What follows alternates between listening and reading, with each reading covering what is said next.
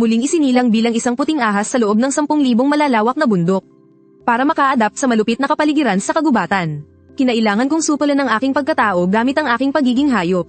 Araw-araw ay sumasayaw ako para sa mga agila, o kaya na may nakikipag-boxing sa mga kuneho. Sa wakas, pagkatapos ng 20 taon, matagumpay akong naging isang pinuno sa lugar na ito.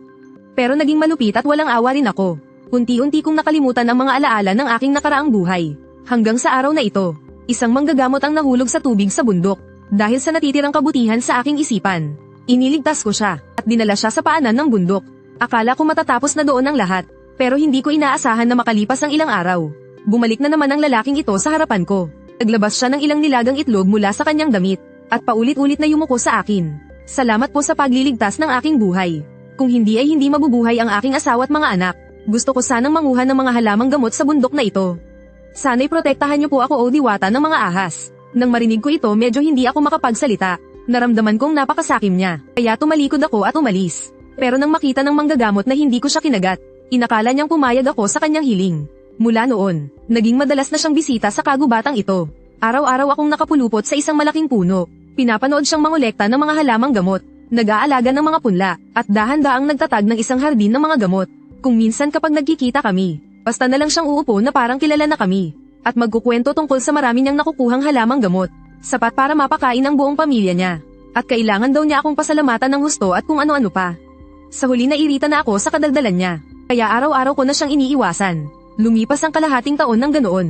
Nagsimulang tumubo ang mga panlang itinanim ng manggagamot. Mas marami na siyang nakukuhang halamang gamot araw-araw. Sa wakas nainggit sa kanya ang mga kapwa niya taga-nayon. Isang araw habang ako'y nagbubuga ng ulap gaya ng dati, pagkatapos kong magsanay, bigla kong naramdaman na may 3 presensya ng tao sa halamanan ng gamot. Agad akong nagalit ng husto. Inakala kong nagdala ng ibang tao ang tagakuha ng gamot. Ginawa na talaga niyang hardin niya ang lugar na ito. Kaya galit na galit akong bumaba ng bundok. Pero hindi ko inaasahan na pagdating ko sa labas ng halamanan, nakita ko ang tagakuha ng gamot na nakadapa sa lupa at may dugo sa gilid ng bibig. Mahigpit niyang niyayakap ang binti ng isang kababayan. Gamot ko to, hindi niyo pwedeng kunin. Sayo ba ang bundok na to? Teritoryo namin to. Ang lakas ng loob mo para magnakaw ng halamang gamot. At ang dalawa naman ay tuwang-tuwa. Nabubunutin na ang mga halamang gamot. Nang makita ito ng tagakuha ng gamot, binitawan niya ang binti ng payatat na lalaki. At ibinuka ang mga braso para protektahan ang 2 pinakamahalagang halaman. Kahit anong gawing pambubugbog ng 3 ay hindi siya umaatres. Nang makita ko ang eksenang ito, hindi ko maiwasang magtaka. Nagsasakitan para lang sa ilang karaniwang halamang gamot. Tama ba talaga yun? Habang iniisip ko kung may dapat ba akong gawin, napansin ko na yung payatat na lalaki ay namumula na ang mukha sa galit. At litaw na litaw ang mga ugat. Bigla siyang naglabas ng itak na pantabas at itinaga sa likod ng tagakuha ng gamot. Mabigat ang talam ng itak. Hindi ito masyadong matalas, pero nakagawa pa rin ito ng hiwa sa tagakuha ng gamot. Natigilan ang dalawa. Mga ordinaryong tagabundok lang sila. Hindi nila naisip na pumatay ng kababayan. Anong kinatatakot nyo, tayo lang naman dito. Sino ang makakaalam kung kikilos kayo o hindi? Gusto niyang idamay ang dalawa. Pero matagal siyang walang narinig na kilos. Nang lumingon siya para tingnan sila, bigla niyang naramdaman na humigpit ang leeg niya. Para bang may pamipit dito. Sumunod ang matinding sakit. Pumasok ang kamandag sa kanyang leeg papasok sa katawan. Kahit uminom pa ng elixir ay hindi na siya mailigtas. Pagkatapos kong bitawan ng payat na lalaki, itinaas ko ang aking dila at tiningnan ang dalawa pa. Sila na may nasindak na at halos mawala sa sarili. Nagkandara pa sila sa pagtakas. Hindi ko sila hinabol. At wala akong naramdamang pagsisisi. 20 taon ng pagkain ng hilaw at pag-inom ng dugo. Matagal nang nawala ang pagkatao sa akin. Tumingin sa akin ang herbalista ng may takot. Siguro ngayon lang niya naalala na ang puting ahas sa harapan niya ay isang mabangis at makamandag na halimaw. Pagkatapos ihagis ang katawan ng lalaki sa pugad ng mga langgam.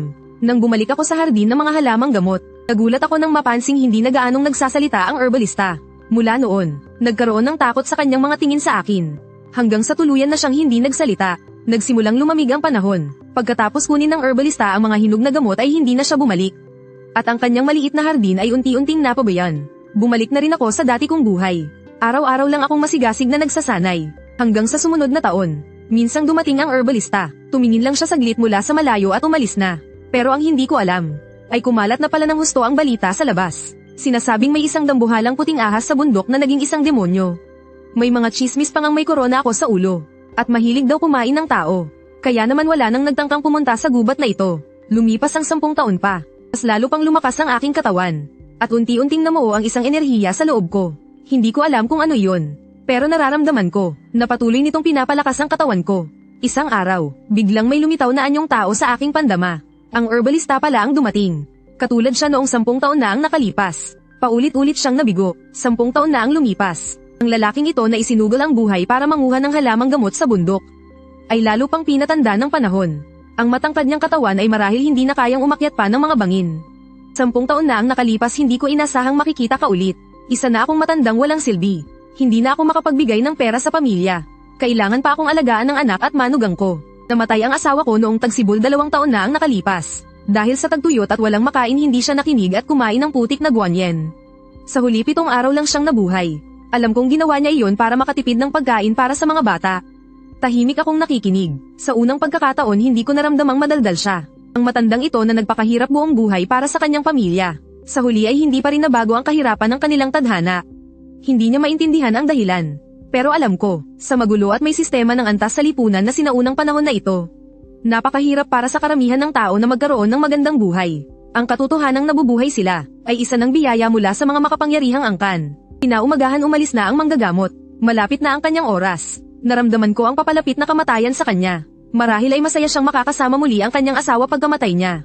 At makakatipid pa ng pagkain ng pamilya ng kanyang anak. Ngunit nakaramdam ako ng pagkaapurahan, hindi maganda ang lasa ng kamatayan. Ayoko nang mamatay muli, at dahil doon isang puting ahas sa bundok para hindi mamatay, ay nagsimulang magsumikap na sipsipin ng enerhiya ng kalikasan. Hanggang sa lumipas ang ilang taon pa, nakaranas ako ng isang napakakakaibang bagay. Hindi ko alam kung kailan nagsimula. Palaging may ibang malalaking ahas na pumapasok sa teritoryo ko. Kahit nagamitin ko pa ang laki ko. At walang awang itapon sila palabas. Kinabukasan mayroon na namang ibang ahas na darating. Dahilan para ako ay labis na mainis. At hindi na makapag-ensayo. Sa huli wala na akong maisip na paraan. Kaya naisip kong tingnan kung ano ang itsura ng sinaunang mundo ng mga tao. Pero hindi ko inaasahan na muli akong makakasaksi ng paghihiwalay dahil sa kamatayan. Pagkalipas ng 2 araw nakarating ako sa gilid ng isang gubat malapit sa isang nayon.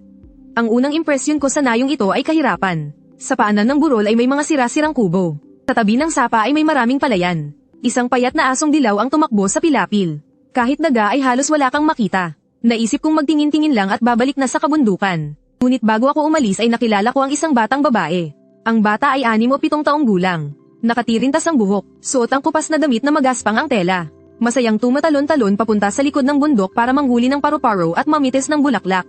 Karaniwan namang ligtas dito, walang gaanong hayop, ngunit ngayon ay may isang matandang lobo na paika-ikang gumagala. Noong natigilan sa takot ang bata, mabilis kong pinulupot ang matandang lobo, at saka hinigpitan ang aking mga kalamnan. Hanggang sa maduraj ang kanyang mga buto. Nakaupo sa lupa ang bata at tulalang nakatingin sa amin ang lobo. Pagkaraan ng ilang sandali, nagtataka siyang nagtanong, ikaw ba ang diwatang ahas sa likod ng bundok? Medyo hindi ako nakapagsalita, hindi ko inasahan na ang alamat noon ay may epekto pa rin hanggang ngayon. 2 beses kong iginalaw ang aking dila bilang pagsang-ayon. Napanganga sa gulat ang bata. Naiintindihan mo ang sinasabi ko. Uli kong iginalaw ang aking dila ng 2 beses. Lalong nagulat ang bata, isang malaking ahas na nakakaintindi ng salita ng tao. Wow, napakahiwaga. Nag-isip siya saglit at nagtanong, kakainin mo ba ako? Sabi ni Itay, kinakain daw ng mga mababangis na hayop sa bundok ang mga tao. Umiling ako kahit na gusto ko sanang tumango para takutin siya. Pero matagal na akong nagkukulong sa bundok na ito. Ngayon lang ako nakahanap ng makakausap. Mahirap nang humanap ng iba kapag tinakat ko pa siya. Kasunod nito ay lumabas ang kawalang malay ng bata. Una ay sumigaw siya sa tuwa. Pagkatapos bago pa man ako makakilos, tumakbo siya palapit at hinawakan ang aking mga kaliskis gamit ang maliliit niyang kamay. Ang ganda, mas maganda pa sa malaking mangkok sa bahay namin. At dahil doon ako na dapat sana'y babalik na sa kabundukan, ay nanatili malapit sa nayon. Madalas akong kinakausap ng batang nagngangalang Yuner. Kapag napagod ka, humiga ka lang sa akin at matulog. Lumipas ang ilang buwan. Isang araw, dumating si Yuner na tumatakbo. Bagsak balikat siyang umupo sa akin. Malaking ahas, gutom na gutom ako. Kinuha ng pinuno ng angkan sa bayan ang aming pagkain. Sabi niya ay para daw sa buwis sa imperyo. Pero gutom na si Yuner. Naiintindihan ko. Sa panahong ito, ang mga tao ay nabubuhay sa ilalim ng kanilang angkan. Ang pinuno ng angkan at mga nakatatanda ay parang mga lokal na hari sa nayon. Maging ito ay paghahati ng lupa, pagpatay o panununog. Sila ang nagpapasya at humahawak sa lahat. At iyan ang tinatawag na hindi abot ng kapangyarihan ng imperyo ang kanayunan.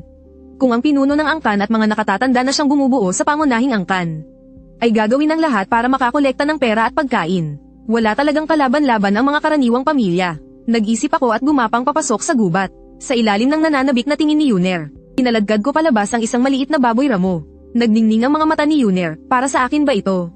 Nang makita niya akong tumango, Kumurba na parang gasuklay ang mga mata ni Yuner. Patakbo siyang umuwi habang nagsisigaw sa tuwa. Ngunit kinabukasan, kumalat na ang balita sa buong nayon. Hindi naging maramaw ang ama ni Yuner ngayong may pagkain na sila. Pagkatapos katayin at balatan ang baboy, namigay siya ng karne sa ilang pamilyang wala ring pagkain. Ang mga taga-nayong ito ay nakatira sa gilid ng Shiwan Dashan. Tanging sa pagtutulungan lamang sila makakaligtas. Sa simula, sinabi ng lahat na maswerte si Yuner. Ngunit nang maubos ang karne ng baboy ramo, nakapulot naman si Yuner ng 2 manok gubat sa likod ng bundok. Dito na nagsimulang magtaka ang mga magulang ni Yuner. Ngunit wala silang gaanong sinabi. Hanggang sa muli silang maubusan ng pagkain. May dala na namang lobo si Yuner. Hindi na mapakali ang mga tao sa nayon. Isang lobong nasa kasagsagan ng lakas nito. Paanong natagpuan din ito ng isang batang babae? Kaya naman, 12 ng taga-nayon ang nakapalibot sa bahay nila, nag-uusap-usap. Nakatayo si Yuner sa gitna, nakayuko at hindi umiimik. Bagamat nakatulong ang mga pagkain ito sa mga taga-nayon na malampasan ang hirap. Ngunit masyadong katakataka ang pangyayari. Baka ituring nilang masamang nilalang si Yuner. Ihagis sa apoy at sunugin hanggang mamatay. Yuner, ano itong tungkol sa lobo? Nakayuko lang si Yuner at pinaglalaroan ang mga daliri niya habang hindi nagsasalita. Sino ang nagdala niyan? Huwag mong sabihing isang bayani na napadaan sa ating baryo. Sabi ng tatay ni Yuner. Ang mga bayani ay yung mga taong mula sa mundo ng martial arts. Pero umiling lang si Yuner. Yuner, kailangan mong magsabi ng totoo. Kundi huwag mo na akong ituring na ama. Sinubukan siyang pigilan ng mga kapitbahay nang makita ang sitwasyon. Pero iwinasiwas lang ng tatay ni Yuner ang kamay niya na parabang sinasabing okay lang. Pagkatapos ay malamig niyang tinitigan ang sarili niyang anak. Sa isip-isip niya kung hindi pa rin ito magsasalita, kailangan ko na siyang paluin ng Wallace. Pero siguro hindi niya alam na ang mga salitang iyon para sa isang batang babae na 7 o 8 taong gulang ay ang pinakamatinding pangaral na. Agad na nataranta si Yuner. Naalala niya na mas paborito ng nanay niya ang kapatid niyang lalaki. Habang siya naman ay sinasadyang ipagtabuyan. Habang iniisip ito ni Yuner, lalo siyang natatakot. Natatakot na baka ayaw na talaga sa kanya ng pamilya niya. Naalala rin niya noon, galit na sinabi ng nanay niya na isa lang siyang pabigat. Wah! Humagulgol sa iyak si Yuner. Sa huli inamin niya rin ang lahat. Sa kalayuan sa loob ng masukal na gubat. Napabuntong hininga ako. Nag-isip ako sandali at nagpas siyang magpakita na lang. Para makita ang magiging reaksyon ng mga taga-nayon. Tingnan niyo, isang puting ahas. Lahat ay napatingin sa direksyong tinitingnan ng taong iyon. Nakita nila si Yuner na tumatakbo pasulong habang humahagulgol. At niyakap ako. Tuloy-tuloy ang agos ng kanyang mga luha na parang walang katapusan. Ibinaba ko ang ulo ko at 2 beses na idinikit sa likod ng bata. Bilang pag-alo, pagkatapos kong magpakita at ipaalam ang aking presensya, huli akong tumalikod at gumapang pabalik sa kagubatan. Umikot ako ng malayo at pumunta sa kabilang dako para obserbahan ang mga pangyayari. Nang makita kong walang ginawang masama ang mga taga-nayon kay Yuner, sakalang gaman ang loob ko. Pagkatapos nito sa nayon ay nagsimula na namang kumalat ang alamat ng diwatang ahas. May mga taga-nayon pang ang nagdala ng dilaw na papel at kandila para magsindi at mag-alay sa lugar kung saan ako nagpakita. Bukod sa pasasalamat sa pagbibigay ko ng pagkain, humihiling din sila ng magandang panahon at masaganang ani para sa susunod na taon. Ang mga iyon ay ayos lang sana. Ang pinakakakaiba sa lahat, ay mayroon pang humihiling na makahanap ng mabuting mapapangasawa. Akala ba nila sakop ko rin iyon? Sa mga sumunod na araw, nagdadala ako ng mga mababangis na hayop sa nayon. Ngunit ang magandang sitwasyon ay hindi nagtagal. Ang mga himala sa nayon sa bundok ay agad na nakakuha ng atensyon ng mga taong may ibang hangarin. Tatakbong dumating si Yuner sa likod ng bundok. Habang tumatakbo ay sumisigaw ng ahas, tumakas ka na. May mga tao ritong nagsasabing huhulihin ka para ibenta. Maraming mga ngaso ang dumating, pati na rin ang tatay na nakasakay sa malaking kabayo. Pinapasabi nilang lahat na paalisin na kita agad. Tumango ako, at gumapang palayo patungo sa malaking bundok. Sa wakas ay nakahinga ng maluwag si Yuner. Kumaway siya sa akin habang ako'y papalayo. Samantala, sa kabilang dako, maraming tao ang dumating sa nayon. Karamihan ay mga mangangaso, at mga alalay na may dalang malalaking itak. Nabalitaan daw ng pinuno ng bayan ang tungkol sa akin. Kaya agad siyang nagpatawag ng mga mangangaso para personal na pumasok sa bundok at hulihin ang ahas. Lumuhad ang mga taga-nayon, bata't matanda, upang hilingin sa pinuno na hayaan na ang diwatang ahas. Ngunit ang nakuha nila ay mga hagupit ng latigo. Sa huli, sinuhulan ng pinuno ang ilang taga-nayon. At sa kanilang paggabay, ang grupo ng mga manghuhuli ng ahas ay pumasok sa kabundukan. Bihira lang ang puting ahas. Lalo na ang isang puting ahas na ganito kalaki at may sariling diwa. Ay isang pambihirang yaman. Pagbalik, iregalo man ito o ibenta. Siguradong malaki ang kikitain. Ngunit nakalimutan ng mga taong ito na ang kabundukan ng 100,000 ay kilala sa pagiging mapanganib. Hindi iyon isang alamat. Bilisan ninyo. Malapit na nating mahuli ang malaking ahas. Kapag nahuli ang malaking ahas, may gantimpala ang lahat. Isang grupo ng tao ang dahan-daang naglakad sa lambak. Nang makita ko sila sa malayo, tumalikod ako at gumapang palayo. At sinadyang mag-iwan ng matapang na amoy. Nakikitang mas nagiging agresibo ang mga asong pangaso. Nagpakita ng kasabikan ang mukha ng pinuno. Pagpasok sa gubat, kakaiba ang katahimikan sa paligid. Walang marinig na huni ng ibon o tanggal ng hayop. Kahit daga ay walang makita. Ang sobrang katahimikan ay nagdulot ng pagkabalisa sa kanilang mga asong pangaso. Ngunit ang mga mangangaso sa unahan ay may natuklasan agad. Sumugod ang pinuno sakay ng kanyang kabayo. Nakita niya ang lahat na nakapalibot sa ilang kakaibang higanteng halijing lupa. Ang mga halijing lupa ay mas matangkad pa sa tao. Magkakasama ang malalaki at maliliit. Naalala niya na ganito ang nakikita nila sa buong daan. Likas na nakaramdam ng kaba ang pinuno. Nang uutusan na sana niya ang grupo na bilisan ng pag-abante.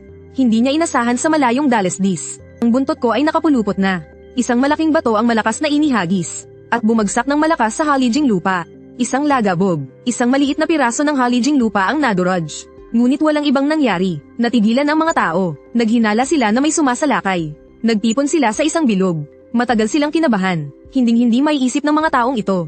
Kung tumakbo lang sana sila noong bumagsak ang bato, baka nabuhay pa sila, ngunit huli na ang lahat. Sa sumunod na sandali, ang halijing lupa ay parang bukal na pinaglabasan ng itim na agos. Sinlaki ng hinlalaki ng mga langgam ang nagsilabasan. Agad na naging isang karagatan ng itim. Tinakpan ng mga langgam ang mga sakim. Umalis ako nang hindi lumilingon. Nabaliw ang mga maswerteng nakatakas. Muling ginamit ng 100,000 kabundukan ang kanyang karahasan. Upang patunayan na totoo ang kanyang reputasyon. Nakita ang 12-dosenang tao na pumasok sa bundok. Ngunit wala pang 10 ang nakalabas ng buhay. Dahil dito, kahit ang mga manggagamot ay hindi na naglakas loob pumasok sa bundok. Kasabay nito, nalaman din ng mga taga-nayon na hindi ako tanga. Napakagaling kong gumamit ng iba para sa aking mga plano. Kaya naman lalo silang natakot sa akin. Alam kong hindi ako dapat masyadong makipag-usap kay Yuner. Kung hindi ay madali kong masisira ang kanyang buhay. Kaya nagpa siya akong bumalik sa bundok. Hanggang sa lumipas ang 9 na taon. Uli akong bumalik sa labas ng nayon. Siguro ay tadhana kaming magkita ni Yuner. Pagdating ko sa likod ng bundok, nakakita ako ng isang magandang babae na nakatulala. Dalaga na si Yuner, pero hindi nagbago ang kanyang amoy. Kung hindi mo titingnan ang mga kalyo sa kanyang kamay, napakaganda pa rin ni Yuner. Ang kanyang mahabang buhok ay abot hanggang baywang. Sa probinsya, siya talaga ang pinakamaganda. Tila may naramdaman si Yuner. Lumingon siya at nakita ang matagal nang nawawalang puting anyo. Gaya noong bata pa siya. Tumakbo si Yuner at niyakap ang puting ahas. Sabay na umiiyak at tumatawa. Puting ahas, saan ka nagpunta? Napakatagal mong nawala. Pagsapit ng gabi, nagniningning ang mga bituin. Nakasandal si Yuner sa akin. Habang nakaupo sa damuhan, ang kanyang malalaking mata at ang aking mga mata bilang ahas ay sabay na tumingin sa mga bituin. Hindi ko makita ang mga bituin. Ang malabo kong paningin ay hindi gaanong nagbago pagkatapos ng pagsasanay ko. Pero hindi iyon hadlang para magpanggap ako. Ikakasal na ako. Mabait si Kuya Wang dito sa nayon. Gusto ko siya, pero ayaw kong magpakasal sa kanya. Noong nakaraang buwan, dumating sa nayon natin si Ginoong Guo. Nakita niya ako at sinabing gusto niya akong gawing kerida. Alam kong walang posisyon ang isang kerida. Si Landlord Guo ay katulad ng tatay ko. 40 taong gulang na pero mahirap pa rin sa nayon. Ang pamilya ni Kuya Wang ay napakahirap din. Taon-taon silang naguhukay ng ugat at kumakain ng balat ng puno. Pero iba si Landlord Guo. Ang pamilya niya ay nakakakain ng karne araw-araw. Hindi kailangang mag-alala na magugutom. Ayoko na talagang magutom pa. Medyo naging emosyonal si Yuner. Huminga siya ng malalim. Sa makalawa na ako ikakasal. Puting ahas, pwede mo ba akong ihatid sa kasal ko? Tumango ako. Napakaganda ng gabing puno ng bituin.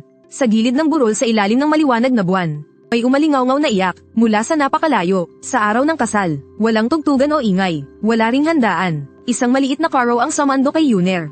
Isang maliit na baglang ang dala niya. Umiiyak ng husto ang mga magulang ni Yuner. Ayaw siyang bitawan. At sa di kaliwang burol, may isang binatang nakaluhod at humahagulgol. Siya ang Kuya Wang na tinutukoy ni Yuner. Sinusumpa niya ang sarili sa pagiging walang kwenta. Hindi niya kayang pakainin ng sapat si Yuner. O marahil kinamumuhian niya si Landlord Guo sa pagsira sa isang mabuting babae. Pero wala siyang magawa, tanging mapapanood na lang niya ang karo na nagdadala sa babaeng mahal niya. Sa loob ng karo itinaas ni Lee Yuner ang kurtina gamit ang isang kamay. Nakita ng kanyang mga mata sa palayan. Ang mahaba kong puting anino. Ang maganda niyang mukha na puno ng luha ay nagpakita ng masayang ngiti. Siguro binaygo niya ang Kuya Wang na labis na nagmamahal sa kanya. Siguro maling magpakasal sa matandang landlord bilang isang kerida. Pero ano ngayon? Pinarusahan siya ng tadhana sa loob ng mahigit 10 taon. Ayaw niyang mag-iwan ng pagkain para sa mga bata.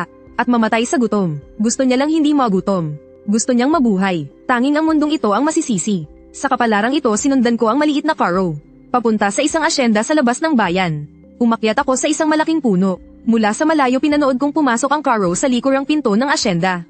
Pababa ang estado ng isang kerida. Walang karapatang dumaan sa pangunahing tarangkahan. Wala ring karapatang magdaos ng seremonya at salo-salo. Bagamat ito'y pagkuha ng kerida. Sa totoo lang para lang siyang isang katuwaan. Matagal akong nagmasid mula sa puno, hanggang sa lumubog ang araw. Nagsabit ng mga lampara ang asyenda. Saka lang ako tumalikod at umalis. Bumalik sa sarili kong 100,000 kabundukan. Tahimik akong nagdasal para sa dating inosenteng dalaga. Si Yuner na lumaki sa kabundukan. Makakaya niya kayang harapin ang mga intriga sa isang malaking pamilya. Dahil sa nangyari kay Yuner, nagsimula akong magsanay ng mas masigasig.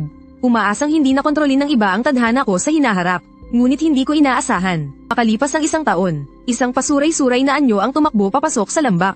Kahit na punit-punit ang kanyang damit, at puno ng galos ang buong katawan. Tumatakbo pa rin siya na parang baliw. Bigla akong kinabahan ng walang dahilan. Dahil sa aking pandama, ang taong iyon ay si Kuya Wang ni Yuner. Pasuray-suray na tumakbo si Kuya Wang sa harapan ko. Lumuhad siya at umiyak habang sumisigaw, "Espiritong Diwata! Espiritong Diwata, nakikiusap po ako, iligtas niyo si Yuner." Nang marinig ko ang sigaw, agad akong naging isang guhit ng puting liwanag at lumipad palabas ng bundok. Nasa dati pa ring Dalesdis, ang mga magulang ni Yuner, at ang mga taga-nayon na kasama ang nag-aagaw buhay na dalaga. Sa paglitaw ng aking anyo, bigla na lang lumuhad ang lahat ng tao. Nakahiga sa banig, tumingin sa akin si Yuner. Isang maputlang ngiti ang sumilay sa kanyang mukha. Isang ngiting napakagaan, at napakalungkot ngunit maganda. Sa sandaling iyon ang kanyang katawan ay puno ng sugat. Malamang dahil ito sa mga palo ng patpat. Ang ina ni Yuner ay puno ng pag-asa. "Pakiusap sa Shi County, iligtas niyo ang aking si Yuner. Sayang hindi ako marunong magligtas ng tao." Malakas ang pagkakapalo, napinsala ang mga laman loob. Wala nang lunas, lalong umiyak ng malakas ang lahat. Sa kanilang pananaw, sinabi ko nang hindi na siya maliligtas. Kung gayon ay wala na talagang paraan. Mahinang ikanaway ni Yuner ang kanyang kamay. Sinesenyasan na huwag nang mag-abala. "Malaking ahas gusto ko. Gusto kong humiga sa iyong katawan. Pagmasdan ng langit, pagmasdan ng ulap." Tumango ako. Dahan-daang pinulupot ng buntot ng ahas ang mahinang katawan ni Yuner. Inilagay ito sa ibabaw niya. Umikot para protektahan siya. Tumingala sa kalangitan. Salamat, pumanaw na si Yuner. Ang buhay ay marupok ngunit matatag. Panandalian at walang hanggan. Nandoon pa rin ang tahimik na burol. Isang bagong puntod ang itinayo. Nakapulupot ako sa tabi. Pinagmamasdan lang ang bagong puntod. Umalis si Yuner sa nayon sa bundok. Ngunit sa huli ay dito rin bumalik. Ito ang kanyang hantungan. Nakaupo si Kuya Wang sa harap ng puntod. May ibinubulong. Hindi maganda ang naging buhay ni Yuner sa malaking tahanan na iyon. Hindi siya tinatrato na parang tao ng matandang iyon. Palaging inaapi ni unang misis si Yuner. Madalas siyang sinasaktan at minumura ng walang dahilan. Gusto na niyang umuwi, ngunit ayaw siyang paalisin ni Landlord Wu. Ilang araw na ang nakalipas. Gusto ni Landlord Wu na ibigay si Yuner kay Master Zhao ng pamilyang Zhao. Ayaw pumayag ni Yuner kahit anong pilit. Hindi ako makapagpakita ng emosyon. Tanging ako lang ang nakakaalam ng aking galit. Pagsapit ng gabi, kinuha ni Kuya Wang ang pantabas. Isang tao at isang ahas ang naglakad papunta sa bayan. Hindi ako takot pumatay, lalo na't hindi ako takot sa karma. Pinatay ng mga taong iyon si Yuner. May karapatan akong ipaghiganti siya. Hindi dapat maging duwag ang isang ahas. Nang gabing iyon sa bakuran ng pamilyang Guo. Maliban sa mga obrero at mga ali lang, mababa ang antas. Walang isa mang nakaligtas. Puro kagat ng ahas ang mga sugat. Kaunti lang ang kamandag na ginamit ko. Isang patak lang ng kamandag ay kayang pumatay ng tao. Kaya ayokong ang pangyayaring ito ay magdulot ng gulo sa binatang apelyidong Wang. Hindi ako naniniwalang maglalakas loob ang mga taong iyon na pumunta sa 100,000 kabundukan para manghuli ng ahas. Pagkatapos bumalik sa nayon sa bundok, sinabi ni Kuya Wang kay Yuner na naipaghiganti na niya ito. Sa hinaharap ay maghahanap din siya ng mapapangasawa at magkakaanak. Kinabukasan, matapos imbestigahan ng lokal na mahistrado ang kaso ng pamilyang Guo, pumunta siya sa libingan ni Yuner. Personal niyang nakita akong nagbabantay sa harap ng libingan. Matapos malaman ang buong pangyayari, lubos na nadama ng mahistrado na kahit ang mga hayop sa bundok ay may damdamin. Ang kaso ng pagpatay ay basta na lang pinalipas. May ilang gustong kumilos ang gobyerno, ngunit wala silang napala. Simple lang ang ibig sabihin ng mahistrado. Kung kaya mo ikaw ang gumawa, sasabihin ko sa inyo kung nasaan ang ahas na iyon. Basta't may lakas loob kayong pumunta. Naalala ng lahat ang nangyari sa isang pamilya noon. Natahimik silang lahat, ngunit wala akong interes sa mga ito. Alam kong kapag namatay ang isang tao, para itong kandilang naubos. Wala na si Yuner. Nawalan na rin ako ng ganang umalis sa bundok para maglibot. Matyaga akong nanatili sa aking teritoryo para magpalakas. Mahigit 1 dekada ang lumipas sa isang iglap. Isang araw, dahan-dahan akong lumabas mula sa aking lumang balat. Lumaki na ang katawan ko sa 8 metro. Naging isa akong ganap na dambuhala, ngunit sa sarili kong teritoryo. Hinarap ko ang isa na namang laban ng buhay at kamatayan. Iyon ay isang lobong abo na nagkamit ng talino. Nagsimula na siyang matutong magsanay. Naisip niyang kumain ng malalakas na hayop para palakasin ang sarili. Kaya nang malaman niya ang tungkol sa akin, lagi na niya akong ginugulo. Gusto ko sanang iwasan na lang siya, para humanap na lang ng ibang bibiktimahin ng lobo. Pero inakala niyang madali lang akong talunin. Sa huli nagpa siya akong patayin ang lintik na lobong iyon. Pagkatapos ng ilang paghahanda, gaya ng inaasahan bumalik ang lobo na tumutulo ang laway para guluhin ako. Sa paningin niya, isa lang akong masarap na pagkain, na kapag kinain ako ay magpapalakas sa kanya. At mas lalakas pa siya, kaya hindi na niya pinansin ang lugar ng aming laban. Nagkaharap kaming dalawang hayop, walang anumang pakiramdaman. Nagsimula agad ang laban ng patayan. Sinadya kong magpakita ng kahinaan. Ginamit ko ang aking katawan bilang pain, para akitin ang lobo na lumapit. Kasabay ng pagkagat ng lobo sa akin, naginiksyon ako ng kamandag na parang karayong sa likod niya. Bumaon sa akin ang matatalas na pangil ng lobo at labis akong nagdugo. Dahil sa dugo mas lalong naging desperado ang lobo. Lalo ring lumabas ang pagiging hayop ko. Sa huli hinaila ko ang lobo papunta sa malalim na tubig. Nang sandaling mahulog siya sa tubig, alam ng lobo na katapusan na niya. Sa ilalim ng tubig wala na siyang kalaban-laban. Ang sagupaan ay tila napakaikli. Pero sa totoo lang mahigit kalahating oras na ang lumipas. Ang aking mga sugat ay dahil din sa sobrang pagkaubos ng dugo. Pagod na ang buong katawan ko. Kailangan kong kumain ng laman at dugo. Habang nilulunok ko ang maraming purong dugo ng lobo, naramdaman ko lang ang init sa aking tiyan. Dagdagan pa ng malubhang sugat. Nawalan ako ng malay. Ang malaking katawan ko bilang ahas ay inanad ng sapa. Kasabay nito, sa tabi ng isang kubo bumukas ang isang kahoy na pinto. Lumabas ang isang mabait na matandang babae na puti ang buhok. Dala-dala niya ang isang palangga ng kahoy na puno ng damit papunta sa sapa. Isang maliit na dilaw na tuta na bagong awat. Masayang sumusunod sa likuran. Biglang tumahol ng malakas ang dilaw na tuta sa tabi ng sapa. Sa simula hindi ito pinansin ni Lola. Hanggang sa makarating siya sa pampang. At nakita ang dambuhalang anyo sa mababaw na tubig. Talabog. Nahulog ang palangga ng kahoy sa lupa. Bigla na lang lumuhod at yumukod si Lola. Naku po hindi ka panipaniwala. Bakit kaya may biglang nahulog na dragon? Si Lola na walang gaanong alam sa mundo. Napagkamalan akong dragon na nahulog mula sa langit. Ngunit hindi niya inaasahan na pagkatapos niyang sabihin iyon, ako na wala pa ring malay. Ang dati kong mahinang kaluluwa ay tila nabigyan ng lakas. Hindi ko alam. Ito pala ang tinatawag na biyaya. Ito mismo ang biyayang pinapangarap ng mga demonyo. Pagkatapos yumukod ni Lola, itinaas niya ang kanyang pantalon at sinikap akong hanguin sa tubig. Malamig na parang yelo ang tubig sa sapa ng bundok. Dahil sa matagal na pagkababad sa tubig ay bumaba ang temperatura ng aking katawan. At nanghina ako. Iniahon ako ni Lola para painitan sa araw. Hindi sinasadyang napabilis nito ang aking paggaling. Nang makitang hindi pa rin ako nagigising, kinuha pa ng mabait na lola ang insensaryo mula sa kanyang bahay. At sinindihan ito sa harap ko. Nagdala pa siya ng dayami para ilagay sa ilalim ng ulo ko. Pagkaraan ng ilang araw muli akong nagmulat. Sa sandaling pag-angat ko ng ulo, nakita ko ang insensaryo sa aking harapan. At si Lola na nakaluhod at yumuyukod. Pati na rin ang isang tumatahol na tuta. Sa unang tingin ko kay Lola, may kakaiba akong naramdaman, na parabang dapat ko siyang tumano ng utang na loob. Kaya tumango ako ng 3 beses bilang pasasalamat. Naway biyayaan ng banal na dragon ang masaganang ani. Naway biyayaan ng banal na dragon ang aking yumaong asawa. Na sana'y magkaroon siya ng magandang muling pagsilang. Sa pagitan ng demonyo at tao, ay magkaiba ang landas. Hindi ako maaaring manatili dito ng matagal. Kaya pumasok ako sa kagubatan. Pero hindi ako lumayo. Naramdaman kong may utang na loob ako sa matandang iyon. Kailangang suklian. Isang matandang lola ang namumuhay mag-isa.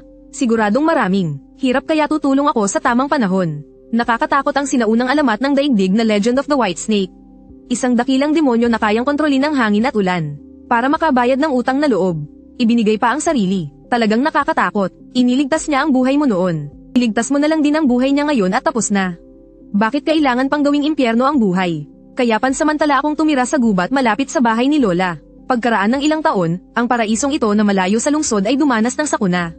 Ang kalagayan ng mundo. Ang matagal ng magkasama ay tiyak na maghihiwalay. Ang matagal ng magkahiwalay ay tiyak na magsasama.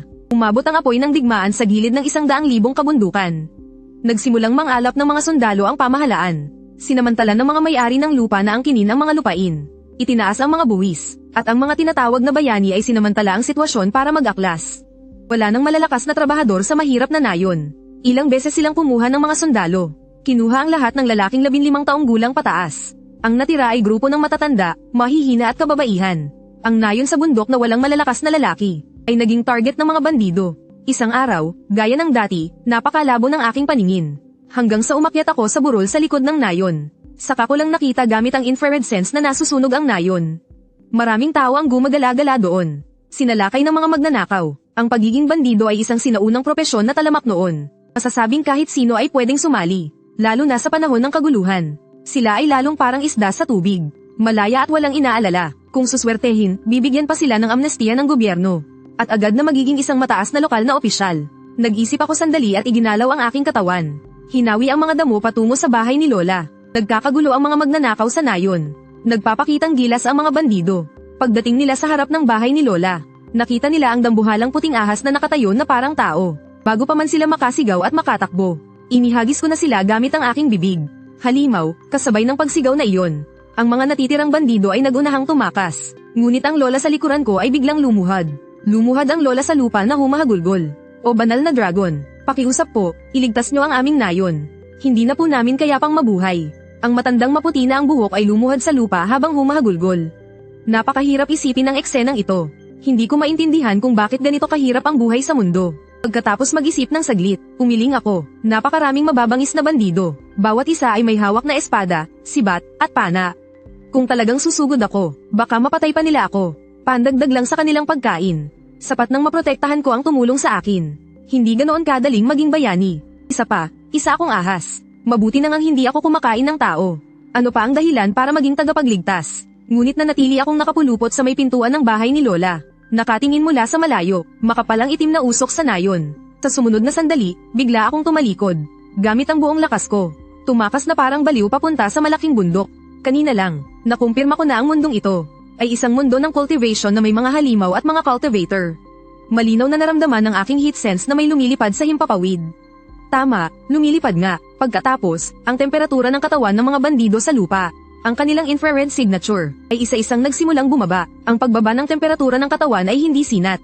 Iyon ay ang unti-unting panlalamig dahil sa kamatayan. Lahat ng nakakalipad sa langit ay mga immortal. Laging gustong puksain ng mga immortal ang mga demonyo at halimaw. Kaya kinailangan kong tumakas para iligtas ang aking buhay. Isang puting liwanag ang sumaglit sa kagubatan. Kahit na nakapasok sa kabundukan, ang kaba sa kalooban ng puting ahas ay hindi pa rin nawawala. Para mabuhay, hindi ako pwedeng magpahinga kahit saglit. Patuloy sa pagtakbo ng walang tigil. Sa labas ng bundok, isang pares ng magagandang mata ang nakatanaw kung saan ako nawala. Sa lupa, walang tigil na tinawid ng puting anino ang mga burol. Tinawid ang mga sapa, sinusundan ng agos na naglabas sa akin mula sa bundok. Patuloy na tumatakas paakyat sa agos. Kapag ang hayop ay nakakaramdam ng panganib, ang unang naiisip ay bumalik sa sariling lungga. Ganito rin ang iniisip ng puting ahas. Kung talagang hindi na kaya, magtatago na lang sa ilalim ng malalim na tubig sa loob ng ilang linggo. Ang hindi ko alam, may lumilipad sa kalangitan, at interesado pang pinapanood ang aking pagtakas. Sa kalangitan, may 3 taong nakatayo sa isang lumilipad na espada. 2 bata ang mahigpit na nakakapit sa isang babae. Ang babae ay nasa mga 30 taong gulang. Napakaganda niya, tila isang diwata mula sa kalangitan. Itinuro ng batang lalaki ang puting ahas sa gubat. Pagalit na sinabi, "Guro, bilisan niyo, patayin niyo na siya." Ang 2 bata ay nasa mga 10 taong gulang.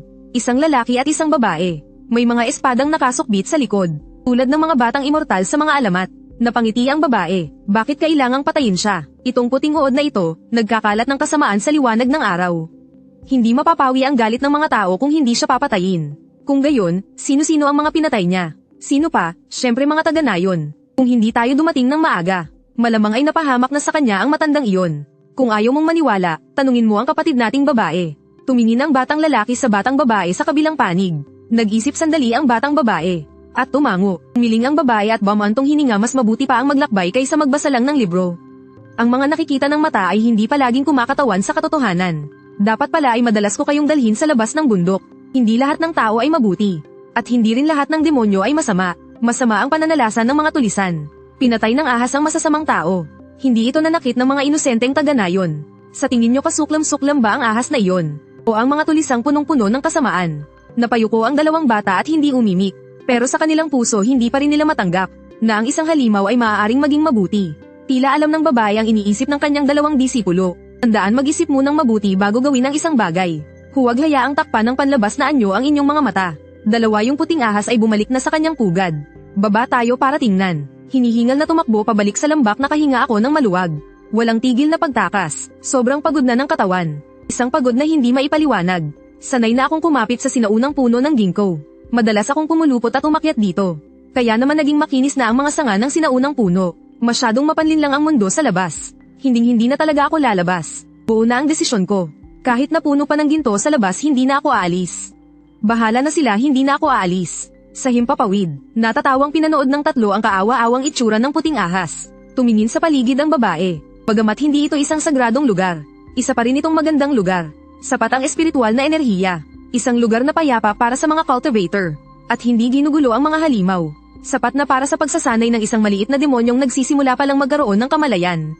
Ang malalim na lawa sa lambak at ang mga nakapalibot na bundok ay parang isang magaspang na higanteng spirit array.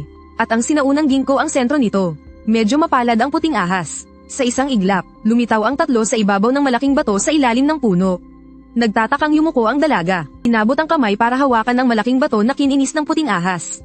Tita, natulala ako. Diyos ba itong tatlong ito o mga nag-eensayo lang? Biglang hinabol hanggang sa sariling lungga. Hindi malaman kung tatakbo ba o mananatili. Nagpanggap na ordinaryong hayop na nagtatago sa paningin. Kumilos ang katawan ayon sa likas na ugali. Inilabas ang dalawang matutulis na pangil sa itaas na panga bilang babala. Napakaganda ng babaeng iyon. Mas maganda pa sana kung hindi siya nakangiti sa akin. Naisip ko ang isang maliit na ahas na kagagaling lang sa Ningxi, Niyang Queer State. Pero napakataas ng talino nito, nakakatuwa. Nang marinig iyon, ako na naka-arco na sa posisyong aatake. Agad na sumuko, dumulas pababa sa puno, umikot na parang plato. Idiniin ang ulo at katawan sa lupa para humingi ng tawad. Ano pa bang magagawa ko? Hindi mo ba nakikita na nakalutang sa ere ang espada nila? Isa siyang sword immortal, nakayuko at hindi magawang gumalaw.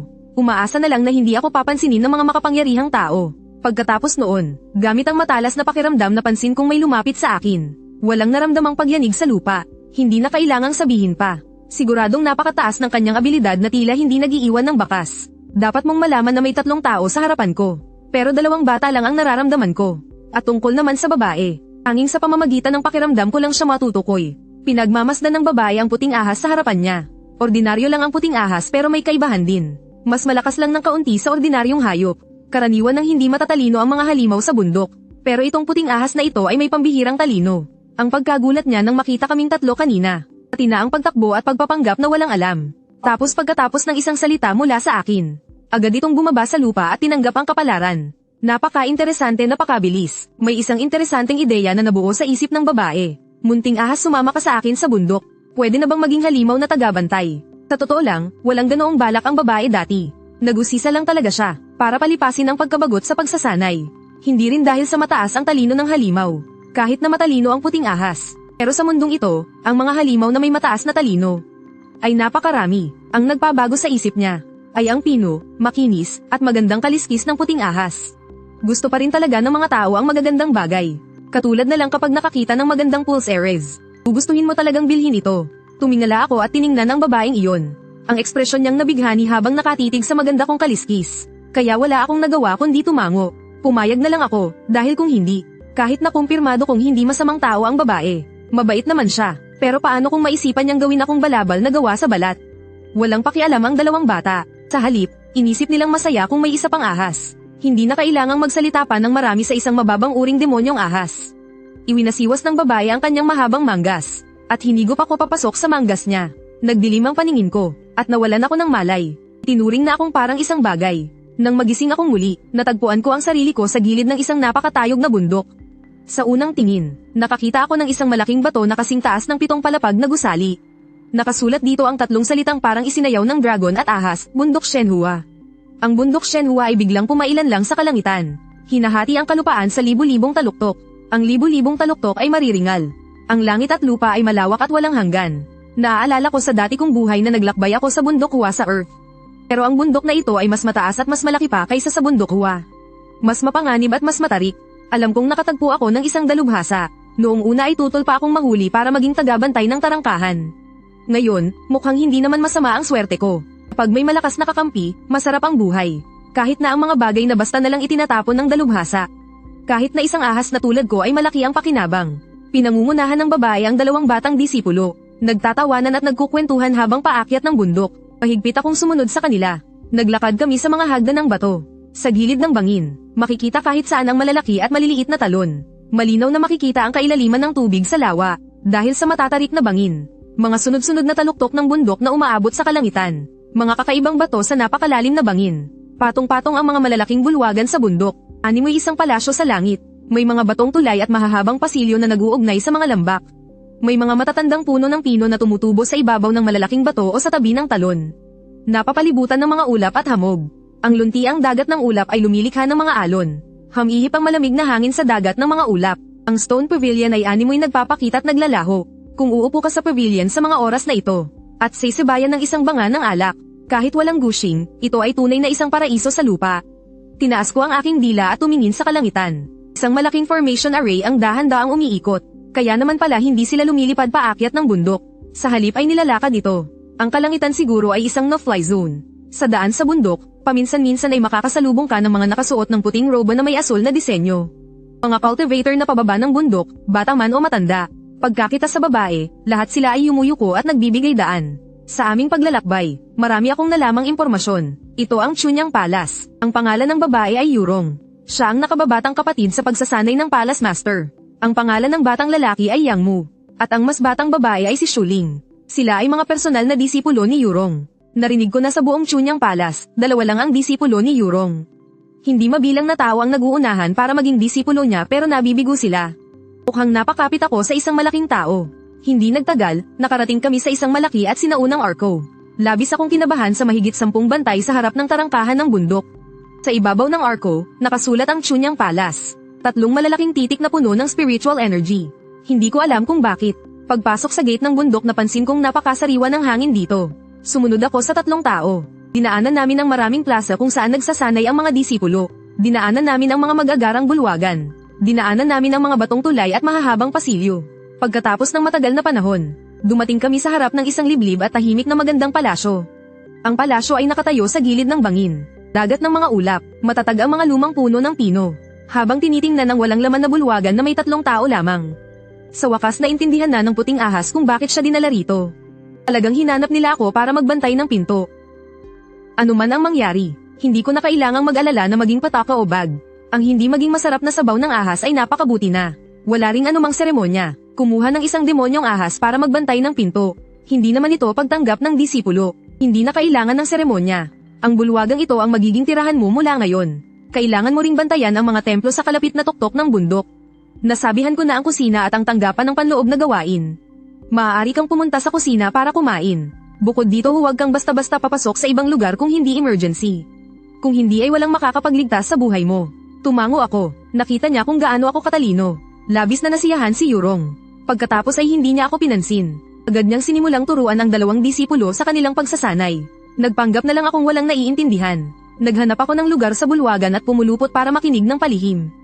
Ang 2 disipulo, si Yangmo ay hindi pala kaibigan sa akin. Madalas siyang nagagalit sa akin. Samantalang ang batang babae na si Shuling ay napakakulit. Paminsan-minsan ay hinihipo niya ang aking mga kaliskis. Bigla na lang hindi ko na kailangang mag-alala sa pangangaso. Hindi na kailangang mag-ingat sa mga maninila. Medyo hindi ako sanay. Napakatahimik dito. At napakaligtas din. Sa labas ng bulwagan isang tagak ang nagunat ng mga pakpak nito. Gumugulong ang mga ulap at hamog. Sa loob ng bulwagan isang puting ahas ang lantaran na nakikinig sa usapan. Mula noon sinimulan ko na ang aking buhay pagsasanay. Kapag walang magawa naglilibot ako sa paligid ng palasyo. Tinatakot ang mga daga, binubugaw ang mga lamok, tapos tatakbo ako sa harap ng bulwagan para panoorin ang 2 disipulo ni Yurong na magsanay. Sa umaga pumupunta ako sa gilid ng bangin para lang hapin ang ulap at hamog. Kapag walang magawa tinititigan ko lang ang bote ng jade sa mesa ni Yurong. Sa loob nito ay may masasarap na tableta ng gamot, pero hindi ito pwedeng kainin ng isang ahas. 3 araw na ang sunod-sunod na lumipas. Bukod sa pakikinig sa usapan, naglilibot lang ako sa sekta. Kapag pagod na gumagapang ako pabalik sa palasyo ni Yurong. Pumupulupot sa malaking bato sa gilid ng bangin para matulog. Tungkol naman sa pagbabantay sa bulwagan. Hindi ako naniniwalang walang mga mahika sa paligid ng bulwagan. Sa ilalim ni Yurong, si Yangmo ay may striktong personalidad. Samantalang si Shuling ay isang makulit na batang babae. Palaging hindi mapakali, mula nang dumating ang puting ahas. Mas lalong kumikinang ang mga mata ni Shuling. Kapag walang magawa hinahanap niya ang ahas para makipaglaro. At heto kagigising ko lang nang marinig kong may paparating. Iminulat ko ang aking malabong mga mata. Sa wakas nakita kong si Yurong ang paparating. Pero parang may mali sa sitwasyon. Seryoso ang ekspresyon ni Yurong. Ang kanyang boses ay mahigpit. Puting ahas paano ka nagiging tamad? Bilisan mo at magtrabaho ka. Ang Yurong sa harapan ko ay pinapagalitan ng puting ahas. Ibinuka ko ang bibig ko ng ilang beses. Tamad kong ibinaba ang ulo at nagpatuloy sa pagtulog. Tono ni Shuling ay naiinis. Espesyal na ilusyon. Hay nako nahalata mo na naman. Hindi na nakakatuwa sabay nag-anyong si Shuling. Sa loob-loob ko ay tuwang-tuwa ako. Nagulat ako sa simula, pero mabilis kong nahanap ang mali. Ang ilusyon ay panlinlang lang sa mata. Magkaiba ang amoy ni Shuling at Yurong. Madaling nasisagap ng dila ng ahas ang amoy. At kung titingnan sa infrared, kitang-kita ang maliit na pangangatawan ni Shuling. Ilang araw akong gumala-gala sa hindi mabilang na palasyo at pavilion sa Huashan. Sa wakas ay naintindihan ko na ang pangkalahatang sitwasyon. Sinasabing ang Pure Yang Gang ay nilikha ng isang makapangyarihang immortal. Isa ito sa mga banal na sekta na nagpoprotekta sa dakilang Tang Empire. Mayroon itong malalim na pundasyon. Hindi mabilang ang mga dalubhasa. Karapat-dapat itong tawaging numero 1 sa mundo sa mga naging immortal. Ang sekta ay nahahati sa 5 sangay. Ang sangay ng Yushu ng sect leader na si Li Xiongyan. At ang 4 na martial brothers and sisters na kasabayan ng sect leader. Sina Gu Kangyu ng Jingxu, Jiang Li ng Lingshu, at Yun Zishu. At ang huli ay ang Qingshu, isang sangay sa loob ng Yulong. Sa karaniwang araw, bawat isa ay nagbabantay sa kani-kanilang teritoryo. Ang lugar kung nasaan ako ay ang palasyo ng Qingshu. Ang pangarap ng halos lahat ng tao sa mundo noong bata pa ay ang makapasok sa Pure Yang para maging isang immortal, upang hanapin ang daan at makamit ang buhay na walang hanggan. Ngunit dahil sa limitadong talento, iilan lang sa 10,000 ang nakakapasok sa bundok. Ang mga nakakapasok sa tarangkahan ay walang dad ang mga pinakamagagaling sa mundo. Sila yung tipong umaapaw ang talento. Yung tipong kahit ang kabaong ay hindi kayang pigilan ng kanilang spiritual energy. Ang palasyo ng Pure Yang ang nangunguna sa mga tanyag at matuwid na sekta. Pinakaidinagalang ng mga tao sa mundo. Puno ng marangal na enerhiya. Mabuti at matatag sa katarungan. Maging masasamang cultivator o demonyo man ang gumugulo sa mundo. Ang mga disipulo ng Pure Yang na naglalakbay ay tiyak na hahawak ng espada para puksain ang kasamaan. At ang pinakaimportante sa lahat, ang mga tao sa palasyo ng Pure Yang ay nakatuon lamang sa kanilang cultivation. Wala silang interes sa mga makamundong bagay. Ito rin ang dahilan kung bakit ang mga emperador. Ang dahilan kung bakit itinuturing ng mga emperador ang Pure Yang bilang pambansang banal na sekta. Pakiramdam ko nakasandal ako sa malaking pader. Talagang ito ang pinakamagandang lugar para magpetex at maghintay na lang ng kamatayan. Ito ang pambansang banal na sekta. Sino ang maglalakas loob na umakyat sa bundok para gumawa ng gulo? Napansin ni na Yang Mo at Shuling na ang tamad na puting ahas ay naging mas masipag kamakailan. Sa kagubatan sa paligid ng palasyo, hindi lang mga daga. Kahit isang surot ay wala, basta't dumaan ang ahas na ito sa isang lugar. Ang amoy ng ahas na naiwan. Ang siyang tumakot sa mga daga kaya nagsitakbuhan.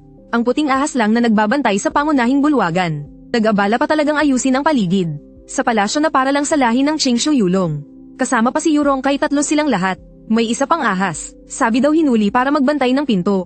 Pero sa totoo lang isa lang itong alagang hayop na pampaganda ng paningin. Hindi kailangang magbantay ng pinto araw-araw. Ako na walang magawa, nagsimulang mag-isip kung paano pabilisin ang aking pagsasanay. Maraming pagkakataon sa mga banal na bundok at lupain. Halimbawa na lang ay ang amoy na dala ng hangin mula sa Lingshu Palace. Ang matapang na amoy ng mga espiritual na gamot. Ang lahi ng Lingshu ay nakatuon sa paggawa ng gamot, pagpipino ng tableta at pagguhit ng anteng-anteng. Napakahusay ng kanilang kaalaman sa panggagamot. Ito ang tuktok ng Chunyang na dalubhasa sa medisina at paggawa ng tableta. Kung inaakala mong ang mga disipulo ng lahi ng Lingshu ay marunong lang gumawa ng tableta at hindi marunong lumaban, nagkakamali ka. Ang paggawa ng tableta ay nangangailangan ng matibay na pundasyon. Idagdag pa ang pang-araw-araw na paggawa ng tableta. Basta't naigang iligtas sila ng mga tao gamit ang kanilang kaalaman sa medisina, marami silang kaibigan. Kahit anong diskarte sa espada at kayamanan ay kaya nilang makuha. Mayaman at makapangyarihan. Pinuntahan ko talaga ang mga disipulo ng Lingshu dahil mayayaman sila. Napakayaman ng mga taong ito. May pakinabang talaga sa pagpulot lang ng basura dito. Parang naglalaro lang. Walang pakialam sa basura ang mga bihasang manlalaro. Ang mga basurang iyon ay kayamanan para sa mga baguhan. Sa harap ng pangunahing bulwagan ng Lingshu Palace, sa batong upo ang hugis lotes. May nakalagay na malaking pugon na hugis kalabasa. Ang pugon ay puno ng mga ukit ng mahika. May mga tansong nakasabit sa 8 sulok. Tinitigan ko ang pugon na may pagdududa sa aking puso. Hindi ko alam kung ano ang ibig sabihin ng mga kampanang tanso sa pugon. Matagal kong tiningnan pero wala pa rin akong naintindihan. Ang puting ahas ay parang sanay na dumaan sa pangunahing bulwagan papunta sa likod bahay. Ang 2 disipulong nagbabantay sa pangunahing bulwagan ay parang nagbubulag-bulagan. Tiyo, mabilis na kumalat sa buong huwasya ng balitang nag-uwi siya ng puting ahas. Akala ko pa noon ay isa itong pambihirang hayop, pero isa lang pala itong ordinaryong puting ahas. Nawalan na ng interes ang lahat. Hindi na rin naman kailangang pigilan pa. Isa lang naman itong alagang ahas. Ang kaya lang naman itong gawin ay kumain ng mga tirang gamot sa loob ng Lingshu Palace. Huling pumunta ang puting ahas sa labas ng silid gamutan. Hindi nito pinansin ang mga nagusisa, ang mga disipulo ng Lingshu. Pumunta ito sa nakal ang pwesto nito. Nagroskes ito at tahimik na naghintay. Madaling mabaigo sa paggawa ng tableta man o gamot. Hindi maaaring kainin ang mga tirang latak, lalo na't may lason ang mga sirang tableta. Madali itong magdulot ng pagkalason. Karaniwan itong kinokolekta, itinatala bago itapon. Ngayon, may bago na itong gamit, ang iPack-Ain sa ahas. Tiningnan ang mga bagong dalang sirang tableta. Itinala gamit ang pinsel bago isinantabi. At napangiti ng may kasiyahan. May silbi rin pala itong puting ahas. Hindi ko na kailangang magtapon ng mga sirang tableta. Wala namang gaanong bisa ang mga ito. Hindi ko talaga maintindihan kung ano ang silbi ng pagkain niyan. Ang mga sirang tableta at latak ng gamot ay walang silbi sa mga tao. At naglalaman pa ito ng lason. Pero para sa akin, isa itong masustansyang pagkain. Nakalalason lang ito para sa mga tao. Isa pa, kaya kung malaman kung alin ang pwedeng kainin sa pamamagitan ng pangamoy ko. At kung alin ang may lason, ibinuka ko ang aking bibig. Inutok sa plato na may mahigit 10 sirang tableta at sinipsip ng malakas. Nahigop ang mga sirang tableta sa bibig ko. Pagkatapos ay nagroskas ako at nagpatuloy sa paghihintay ng payapa. Ang kakayahan ng ahas sa pagkain ay mas lalo kong pinagbuti. Halos 1 buwan na akong kumukuha ng mga sirang tableta at latak ng gamot sa Lingshu Palace. Mabilis na tumataas ang aking cultivation. Pumasok ang 2 babaeng cultivator. Naglabas sila ng 2 tableta na hindi gaanong maganda ang kalidad. Ibinigay sa akin ng babaeng cultivator ang tableta at sinabing malaking puti. Para sa iyo ito. Lihim na napasimangot ang puting ahas. Pero masunurin pa rin itong lumapit. Ibinuka ang bibig at kinain ito. Ang hindi magandang kalidad ng tableta ay nangangahulugang kulang ito sa bisa. Para sa akin, ito ay maituturing ng isang dekalidad na pagkain. Naghintay pa ito at nakatanggap ng 2 batch ng sirang tableta at 1 kahon ng latak ng gamot. Pagkatapos kong kainin lahat, gumapang na ako palayo. Mabilis na tumaas ang aking lakas nitong mga nakaraang araw. Ang mga tira-tirang tableta at ang mga hindi pa tapos na gamot ng mga babaeng cultivator. Napakaganda ng epekto. Pagkatapos kong ma-absorb, gaman ang pakiramdam ng buong katawan ko. Kung makakaharap ko ngayon ang espiritu ng kulay abong lobo, hindi ko na kailangang gamitin ang kamandag ko. Hindi na kailangang pumasok sa tubig. Tinitiyak kong masasakal ko siya agad doon. Gumapang ako pabalik sa palasyo ng Qingshu. Hindi ko man lang tiningnan ang 2 batang pagod sa pagsasanay. Dumiretso ako at pumulupot sa lumang puno ng pino sa gilid ng bangin. Hindi gumagalaw habang tinutunaw ito. Ang kaunting bisa ng gamot sa loob ng tiyan ko ay pumasok sa buong katawan ko sa pamamagitan ng mga ugat. Hindi ko inasahan na aabutin ng 1 araw ang pagtunaw nito. Kinabukasan paggising ko, naramdaman kong masikip ang buong katawan ko. Alam kong magpapalit na naman ako ng balat. Napatingin sa gilid si Shuling habang nagsasanay ng espada. Nakita niyang may kakaiba sa malaking ahas na nakapulupot sa lumang puno. Kaya huminto siya sa pagsasanay at lumapit para tingnan. Guro, may nangyari, hindi maintindihan ni Yang Mu. Tiningnan niya ang puting ahas at parang naramdaman din na mayroong hindi tama. Si Yurong ay kasalukuyang nagme-meditate sa isang unan. Nang marinig ang sigaw, napilitan siyang imulat ang kanyang mga mata. Guro, may nangyari. Pamamatay na si Dabay. Nanlabo ang paningin ni Shuling. Agad siyang dinala ng kanyang guro sa harap ng lumang puno sa bangin. Itinuro ni Shuling ang puting ahas. Nag-aalalang sinabi, Guro, tingnan mo si Dabay, walang kislap ang buong katawan niya. Pati ang mga mata niya ay pumuti na rin. Itinaas ni Yurong ang kamay bilang senadoryas. Pinakalma niya si Shuling at maingat na nagmasid. Mahinahon siyang nagsabi, huwag kang mag-alala. Ayos lang si Dabay. Marahil ay nagdadaan siya sa isang pagbabago. Nakahinga ng maluwag si Shuling nang marinig iyon. Si Yang Mo ay tahimik pa rin. Malamig ang kanyang ekspresyon. Anong kinain ng ahas nitong mga nakaraang araw? Paulit-ulit niyang inisip, para sa kanya imposible iyon. Mabilis lang talagang magpalakas ang ahas na ito. Mas mukhang may nakain itong maganda. Kaya lumakas ang sigla nito.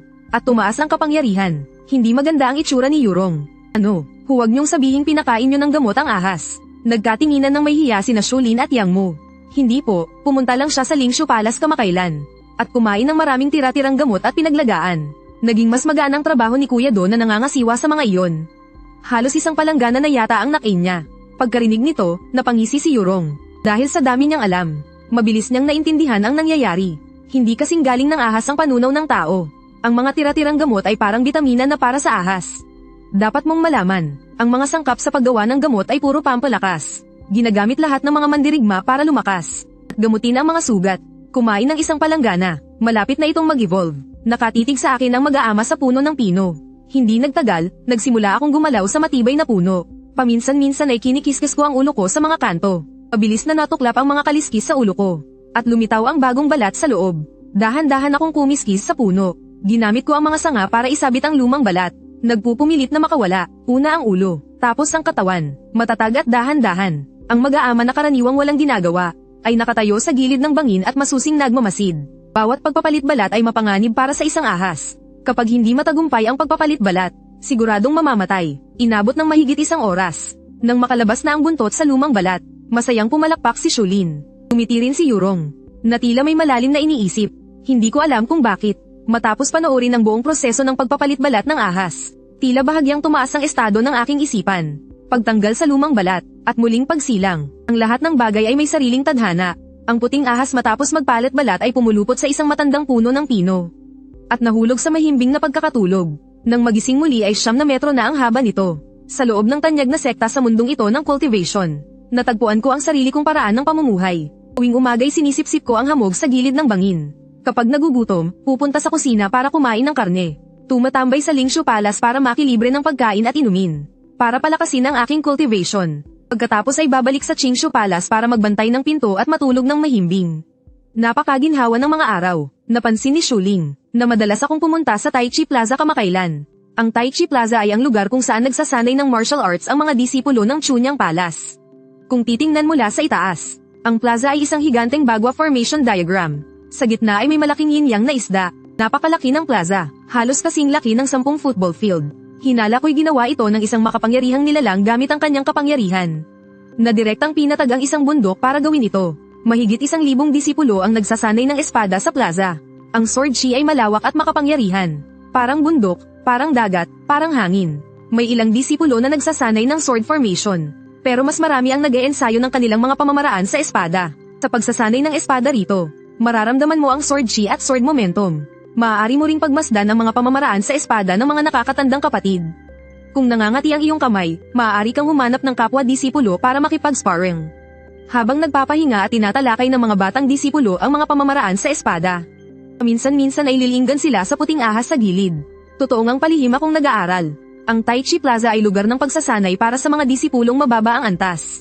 Sa lugar kung saan nagsasanay ang mga disipulong mataas ang antas, kahit pumunta ako roon ay wala rin akong maiintindihan. Sa martial arts, ang pinakamahalaga ay ang matibay na pundasyon. Kaya tumambay na lang ako sa Tai Chi Plaza para matuto ng mga teknik. Matagal akong nanatili roon. Muling lumangoy patungo sa Zuowang Peak. Ang mga bagong disipulo na kada rating lang sa sekta. Bukod sa pagpunta sa Tai Chi Plaza para magsanay ng espada, kailangan din nilang pumunta sa Zuowang Peak para magnilay-nilay. At magsanay kung paano paganahin ang kanilang cultivation technique, upang makapasok sa tunay na mundo ng cultivation. Malaki ang Zuowang Peak. Ang bundok ay puno ng malalaki at maliliit na mga espasyo at plataporma. Dumadaloy sa pagitan nito ang mga talon at ilog, na nagdaragdag sa mala-immortal na aura nito. Sa tuktok ng Dawang Peak ay may isang malaking bato. Ang ibabaw ng bato ay kasinlaki ng basketball court. Isang anti-gong stone pavilion ang nakatayo sa gilid. Sa harap ng pavilion ay may isang matandang puno ng peach. Lahat ng nakakapunta sa ibabaw ng bato para magsanay ay mga disipulo. Mga henyo na may pambihirang talento. Mga elder ng palasyo o mga may napakataas na cultivation. Pumupunta sila para magturo at magbahagi ng kaalaman. Minsan kahit ang sect master ay pumupunta para turuan ang mga disipulo. Siyempre pumupunta rin si Yurong para magturo. Ang dalawang bata na sina Yang Mo at Shuling ay mga madalas dito. Ngayon isang elder ang nagtuturo. Ang elder ay hindi naman palaging matandang lalaki. Hanggat ang iyong cultivation ay umabot sa isang tiyak na antas, maaari ka nang ma-promote bilang isang elder. Ang pinakabatang disipulo ay nasa 5 o 6 na taong gulang lamang. Hindi niya mapigil ang maging mausisa. Lumingon siya para tingnan ang isang malaking puting ahas na nakapulupot sa puno ng peach. Ang dila ng puting ahas ay nakababa, na parabang nakikinig sa klase. Itong lugar ng pagsasanay para sa mga henyong disipulo, ay muling naging target ng aking pananaw. Nakagawian kong inilalabas ang dila ko. Pinipilit kong tandaan ang mga ito na pamilyar sa pandinig. Ngunit mga kasulatan na hindi ko kailanman seryosong pinag-aralan. Hindi alam ng mga batang disipulo na iyon, kung gaano kalaking pagkakataon ang kailangan para makapag-cultivate ang isang ahas. Ang harang pa lang para magkamit ng kamalayan, ay isinara na, ang landas ng cultivation para sa karamihan ng mga ibon at hayop. Walang guro, walang paraan, walang pinto, napakahirap mag-cultivate. Ngayong may pagkakataon na, syempre kailangang ibigay ang lahat. Sikaping tandaan ang lahat. Ang landas ng cultivation ay lubhang mahirap. Ang tanging magagawa ay umakyat ng buong lakas. Marami akong natutunan sa araw na ito. Lumubog na ang pulang araw. Iginagalaw ko ang aking dambuhalang katawan pabalik sa Lingshu Palace. Kailangan ko pang unawain ito magdamag. At lubusang maunawaan ang lahat ng natutunan ko ngayong araw. Kinabukasan pagkatapos huminga ng ulap at hamog, bihira akong makatulog ng mahimbing. Oras na ng pagkain kaya dahan-dahan akong nagpunta sa kusina. Doon, siguro inihanda na ng kusinero ang karne at hinihintay ako. Hindi gaanong maganda ang kalidad, pero nakakabusog naman, at kontento na ako roon. Pagdating ko sa kusina, dumiretso ako sa likuran na sanay na ako, para mag-isang kumain ng isang palangga ng karne. Ang mga disipulo sa harap na kanina lang ay masayang nag-uusap at nagtatawanan. Ay biglang tumahimik, ang pangalawang senior brother ng sekta na si Lian Tianxing. Ay pumasok sa kusina na masama ang mukha. Lahat ay hindi nang ahas na huminga ng malakas. Dahil sa takot na mainis si Lian Tianxing na mukhang galit. Hindi na parito si Lian Tianxing para kumain, kundi para ilabas ang kanyang pagkadismaya. Nakita niyang maayos ang mga disipulo sa kusina, at wala siyang mahanap na mali. Kaya dumiretso na lang siya sa likod, para maghanap ng mapagbubuntungan ng galit. Nang makita ng matabang punong kusinero na dumarating si Lian Tianxing, agad na sumama ang kanyang mukha. Sa sandaling iyon, biglang napatingin si Lian Tianxing sa likod bahay. Kalulunok ko lang ng matabang karne, at hindi pa ako nakakatakbo. Isang malamig na parang demonyong mukha ang lumitaw sa aking harapan. Tagapamahalang Zhang, bakit mo hinayaang pumasok ang hayop na ito sa kusina? Nagpapawisan at kabadong nagpaliwanag si tagapamahalang Zhang. Tumayo ako, at nagbigay ng babalang ungol. Hindi ko kayang panoorin lang. Hindi ko hahayaang madamay si tagapamahalang Zhang dahil sa akin. Hindi ako naniniwala na maglalakas loob ang taong ito na patayin ako. Hayop ka, naghahanap ka ng kamatayan. Baliw talaga si Lian Tianxing. Dati hindi ako naniniwala, pero nang makita kong isinampal niya ang palad niya sa akin, saka ko lang nalaman na talagang napakainis pala ni Lian Tianxing. Medyo nagsisisi ako, isang sampal lang ang pinakawalan niya. At ako na isang mababang uri lang na ahas demonyo ay agad na tumilapon. Sa isang malakas na kalabog, ang 9 na metrong habang puting ahas ay sumire sa pinto at bintana ng kusina.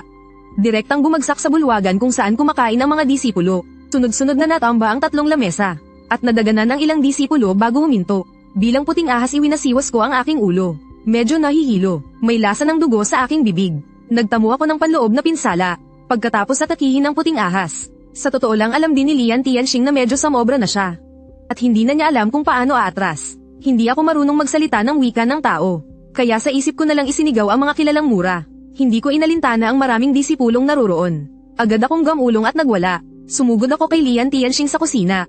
Ayos lang kahit hindi ko siya matalo. Pero kailangan niyang malaman na hindi ako takot mamatay. Dahil dito hindi siya maglalakas loob na patayin talaga ako. Isang ahas na mahigit 9 na metro ang haba, na nagwawala sa isang silid kainan na puno ng mga mesa, ay talagang nagdulot ng matinding gulo. Isang ganap na kaguluhan. Si Lian Tianxing na medyo kumalma na sana. Nang makita niyang ginugulo ko ang silid kainan, agad na umakyat ang dugo sa kanyang ulo. Nanlisik ang kanyang mga mata sa galit. Hinugot niya ang kanyang espada at sumugod sa akin. Hindi na ako nag-atubili. Lumingon ako at sumuot sa gitna ng mga disipulo. Ginawa kong panangga ang mga disipulo. Halimaw, lumabas ka riyan. Hindi malaki ang pinto ng silid kainan. Sa karaniwang araw magalang sila at nagbibigayan. Kaya hindi ito masikip, pero ngayon ay sobrang gulo. Hindi makatakbo palabas ang mga disipulo. Hindi rin sila makapagtago. Sunod-sunod silang nagmumura ng malakas. Ang buong silid kainan ay naging parang palengke. Talagang nagliliparan ng mga pagkain. Nagtatalunan ang mga disipulo kung saan-saan. Natulala si tagapamahalang Zhang at ang iba pa. Si Lian Tianxing ay hindi makatakbo ng mabilis dahil natitisod sa mga disipulo. At lalong hindi nang ahas na gamitin ang kanyang espada, sa takot na may masaktan siya. Pero yung kinainisang ahas ay nanatiling malapit sa sahig. Sumusuot-suot sa pagitan ng mga paa ng mesa at mga binti ng tao. Parang isang igat, habang sukdulan ng gulo sa silid kainan. Mula sa di kaliwang Taiji Square, isang binatang may puting buhok ang tumingin sa direksyon ng silid kainan. Pumunat ang kanyang noo, bigla na lang naglaho ang kanyang anyo mula sa kinatatayuan. Nang muli siyang lumitaw, nasa himpapawid na siya sa itaas ng silid kainan. Pagtingin niya sa ibaba, nakita niya sa hindi kalakihang pintuan ng silid kainan. Tuloy-tuloy ang pagtakbo palabas ng mga taong gumugulong at gumagapang pa. Walang tigil sa pagkasira ang mga pinto at bintana. Ang mga disipulong tumalon palabas ay magulo at may mga kalabog mula sa loob. Basag-basag ang mga mesa at upuan. Nagliliparan ang mga mangkok, masasabing mula nang itatag ang Chunyang Palace. Hindi pa kailanman nakakita ng ganito kagulong eksena. Ang dumating ay walang iba, kundi si Chiyon ng Zishu Palace, isa sa 5 anak ng Chunyang. Pinahahalagahan ni Chiyon ang batas at etiketa. Karaniwan siyang responsable sa pagpapatupad ng mga alituntunin. Namamahala sa depensa ng Chunyang Palace. Hindi niya pinapalampas kahit kay titing na pagkakamali. Nang makita ang eksena sa kanyang harapan, agad siyang nagalit ng husto. Tama na, tigilan niyo yan. Ako na masiglang naninipa ay biglang napasubsob sa sahig.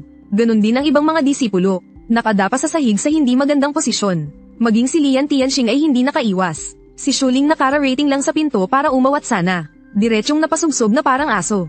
Ang lahat ay natameme. Hindi ako makagalaw sa takot. Napakataas ng antas ng cultivation ni Chiyon. Sa isang tingin lang ay naintindihan na niya kung ano ang nangyari. Sinulyapan niya ako. Isang sulyap lang niya at nanlamig na ang likod ko. Buti na lang at agad ding nawala ang tingin niya. At napunta ito kay Lian Tianxing. Sa totoo lang, pakinggan mo ako. Manahimik ka. Nagdilim ang mukha ni Lian Tianxing. Masama ang tingin niya. Bilang ikalawang disipulo ng sect master ng Pyongyang Palace, nakikipag-away ka pa sa isang hamak na hayop. Hindi pa ba sapat ang kahihiyang idinudulot mo? Sumusunod ang handal na disipulong ito. 2 beses yumukod si Lian Tianxing.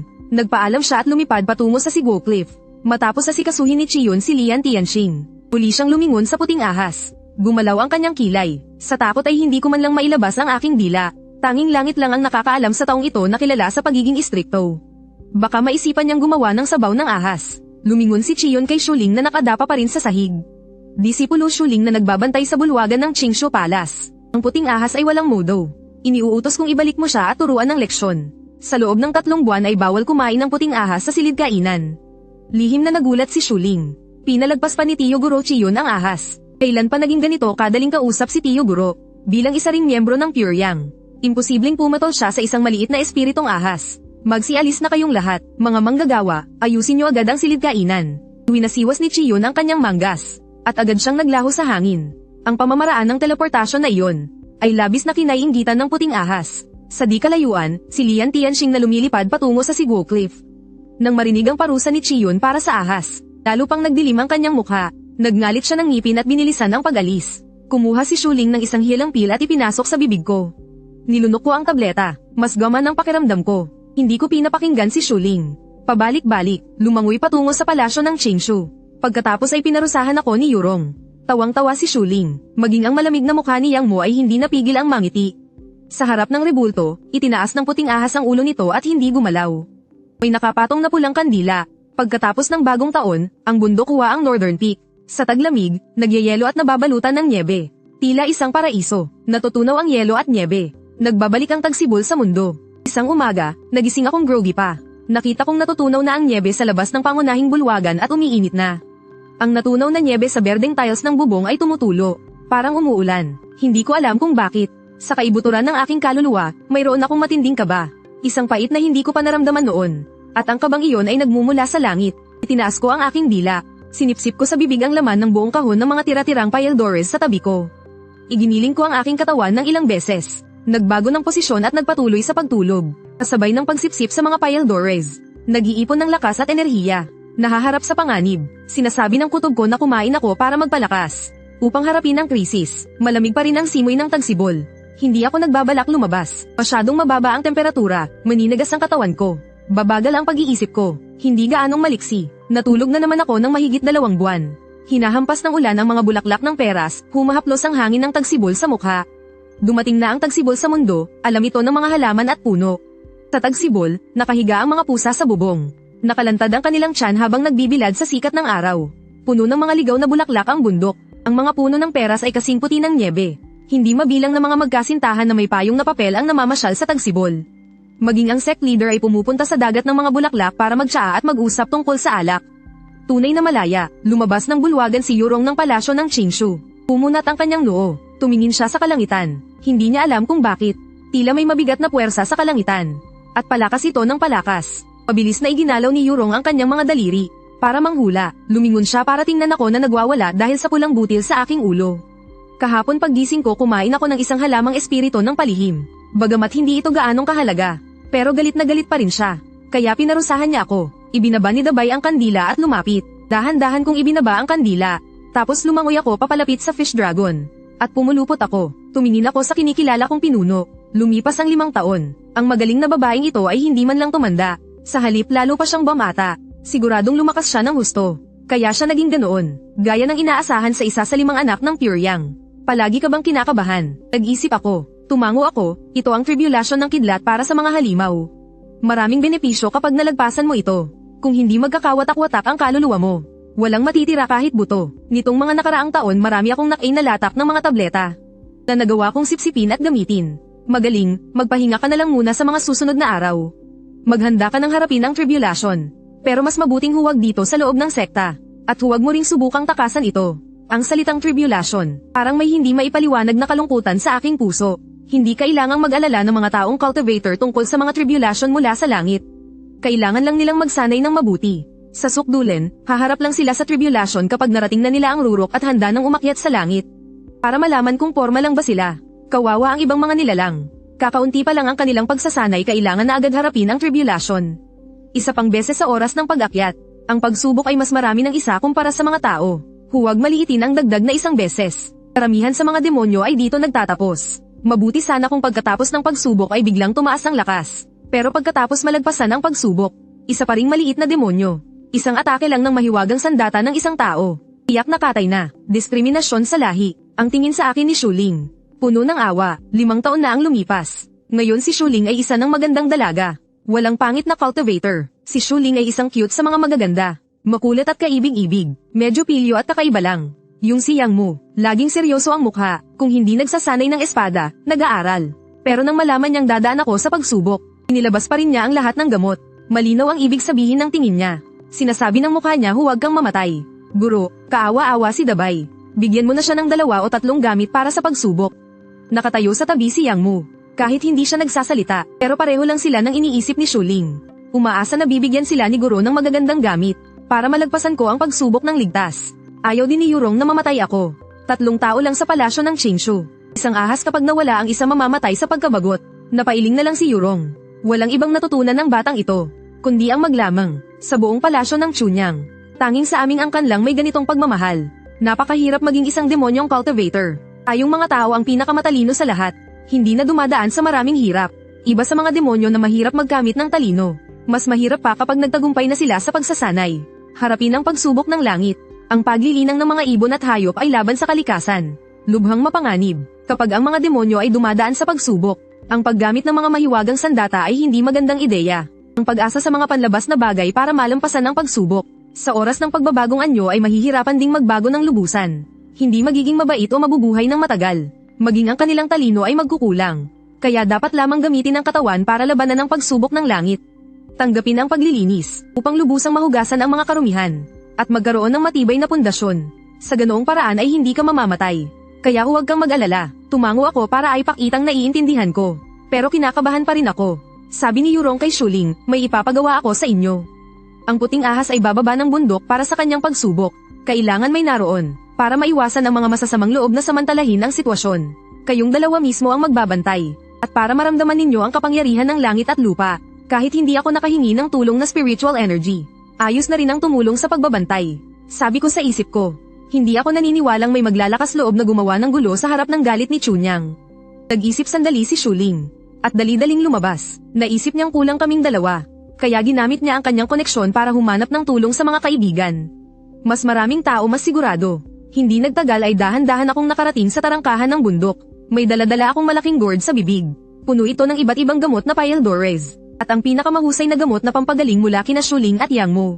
Dumating si Yang Mu, at sumama sa akin palabas. Hindi nagtagal, isang grupo ng magagandang babaeng cultivator at kanilang mga tagasunod.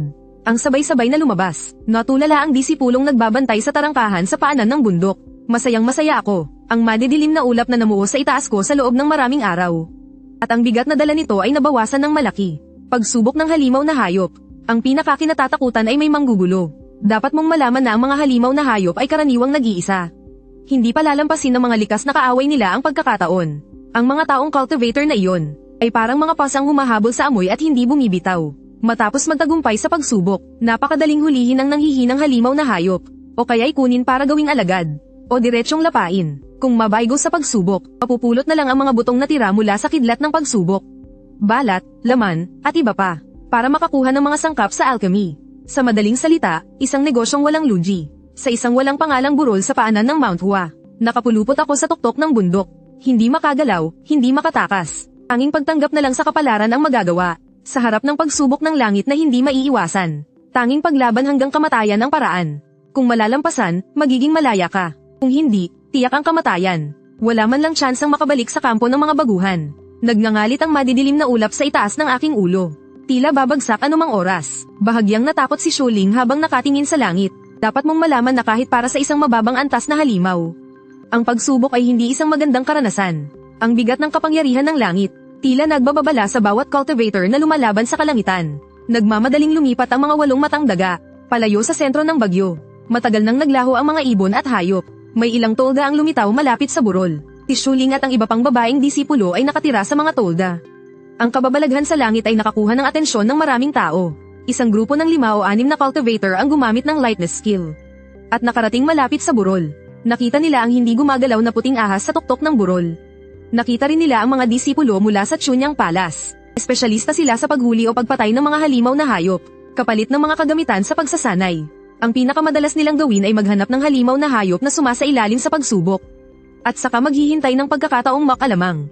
Kuya, pambihira ang puting ahas na iyon. Kapag nahuli pagkatapos ng pagsubok nito ay siguradong maibebenta sa mataas na halaga. Kung maibebenta ito ng mahal, makakakuha rin tayo ng komisyon. Karaniwan ng mga halimaw na dumadaan sa pagsubok. Pero ang puting ahas ay napakabihirang makita. Lalo na ang balat ng ahas na iyon. Kasing kinis ng jade, napakabihira. Nakapagtataka na may halimaw na ng ahas dumaan sa pagsubok sa paanan ng bundok Hua. Kung hindi lang tayo napadaan, hindi natin ito makikita. At ano ang ginagawa ng mga disipulo ng palasyo ng Chunyang? Huwag mong sabihin gusto rin nilang samantalahin ang pagkakataong hulihin ng halimaw. Mukhang nasa 20 anyos ang batang cultivator. Itinaas ang kamay para patigilin ang usapan. Tumingin sa mukha ng puting ahas. Nagpakita ng sakim na ekspresyon. At naguguluhang tumingin sa mga disipulo ng palasyo ng Chunyang.